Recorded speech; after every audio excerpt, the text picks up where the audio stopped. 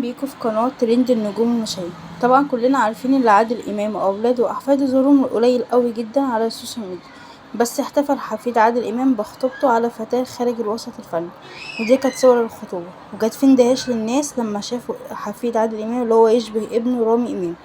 وطبعا كان تعليقات كتير قوي على الصور ونالت تفاعل كبير جدا.